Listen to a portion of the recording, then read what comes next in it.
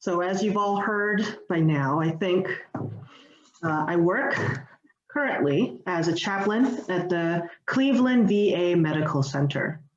I've been there for a little over a year, and it is by far the largest congregation that I have ever ministered to, with the most diverse population that I have ever ministered to. It is my job and my honor to minister to not only the patients, the veterans, also the staff, the nurses, the doctors, the housekeepers, the nutrition staff, the cooks. Everyone who goes into that facility, I consider to be a sort of congregant of mine.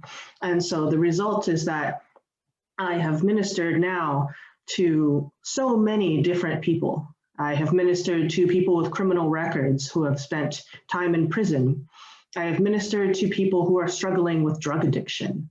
I have ministered to devoutly Catholic doctors, to Hindu nurses, to people who are very active climate change deniers, and also African American soldiers who fought in Korea and returned to a country that did not respect their rights as human beings. I have ministered to World War II veterans and also much more recent people returning from the Middle East. I have ministered to people who have suffered immense trauma, whether in Vietnam or somewhere else. And I've also ministered to those who feel survivor's guilt because they spent a war safe in an office in Germany while they knew that others were on the front lines losing their lives. It has been my honor and my privilege to hear all these stories and to be able to love all these people, even when they believe very, very different things from what I believe. And yet, this is how I live out the first principle. To affirm and promote the inherent worth and dignity of every person is to minister to each person, to listen to each person, to love each person, and see them as a beautiful and divine being, even when they look me in the face and say, I used to shoot people who looked like you. And so, as I have been doing this work, I have formed some theories, I guess you could say, about people, about how we work, about how we communicate with each other. I believe that though we are all very, very different people, and we are very different people, there is a set of universal human needs that we all have. We all need to feel safe. It's very hard to go through life feeling unsafe. So we all need to feel safe.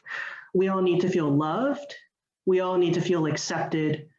We all need to feel a sense of purpose, a sort of reason for, why am I here? We all need to feel connected, whether to each other or to something bigger than ourselves. So we all have these universal human needs, but how we meet these needs can be very, very different. And that depends on a lot of things. It depends on your life experiences, how you were raised, what you were taught about the world, that you learn how to meet these needs that we all have. So for example, let's take safety, since we all need to feel safe. Certainly for a lot of my veterans, carrying a weapon makes them feel safe. Having guns in the home helps them feel safe. They know how to use them. They know that they can protect themselves. And yet for many of my city-bred liberal friends back in California, guns make them feel actively less safe. To know that someone they were speaking to had a gun on them, or to know that there was a gun in the home would make them feel actively unsafe. And so if you were to put these two people in a room together and have them speak to each other, they might have a very hard time understanding each other. Or here's another perhaps less abstract example. Recently, my cousin and his wife learned about Greg Chapman's 5 love languages, which some of you may have heard of.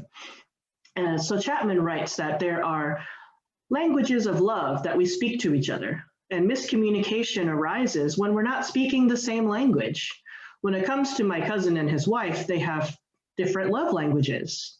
My cousin receives and expresses love through physical affection. He likes cuddles, he likes kissing, he likes just friendly touching. Whereas his wife, that's the lowest of her love languages. She expresses and receives love through gifts. And so she buys him presents and then wonders why he never gets her any presents. He gives her hugs, he kisses her on the cheek, he puts his hand on her back, and he wonders, why does she never touch me? Doesn't she love me? And once they realized that they were speaking different love languages, they understood what was happening. And now they can ask each other for things. He can say, can you just rub my back? I'm just feeling a little down. And she could say, I'm feeling a little neglected lately. And, maybe you could bring me flowers sometime. And they understand that these are not accusations of the other person being loveless or faithless or being less than somehow, just an acknowledgement that we speak different languages. And so it's my responsibility to ask you for what I need. I can't just assume. Because at the end of the day, we all give to other people what we want for ourselves. And when we don't get that back, we wonder, what's wrong? Didn't I tell you what it was that I needed or what I wanted? But in reality, it turns out that we're speaking different languages. And so what does this have to do with church? I think this has a lot to do with church. Congregations are diverse populations. Even in a Unitarian Universalist church where we might have a lot in common, a common set of values, a common covenant, a decision to affirm and promote the 7 principles, there is still a lot that is diverse and different about us. We have different ages, different races, different nationalities, different ethnic origins, different class, different generations, all these things that are different about us, that make us a diverse body, that are also ripe places for misunderstanding and miscommunication. And sometimes that's more painful when it comes from someone who is a friend or someone who is a congregant. Like Mary Kay's friend, who after 20 years of friendship suddenly turns out to be someone that Mary Kay perhaps doesn't know at all. It's confusing. And one thing that can help is to slow down, to listen, to remember that underneath it all, we have the same needs. How we meet them is different. And so what is the need here? What is it that we're talking about actually? And this is important if we're serious about being a multicultural, multi-generational, diverse congregation, that we understand that people come at their needs in different ways. And so we know how to stop and ask them, I want you to belong. I want you to feel like you belong here. What would help? What would help you belong? Because you are a being with inherent worth and dignity, just as I am a being with inherent worth and dignity. And let's try to find a way that we both belong here. Because after all, we all spoke the words of the same covenant this morning.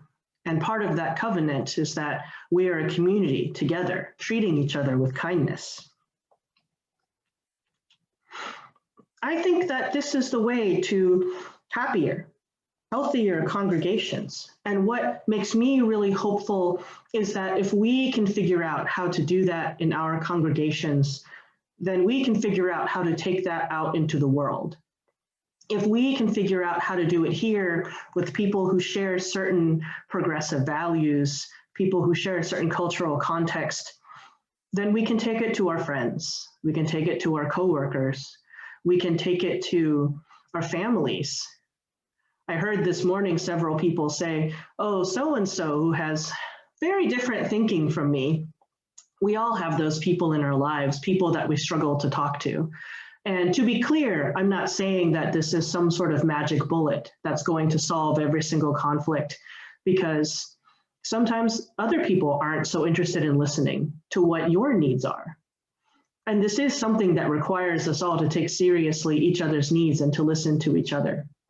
But once again, I think that if we can figure it out here, then maybe we can figure it out anywhere. And that is what will set us onto the path toward that 6th principle, the goal of world community with peace, liberty, and justice for all.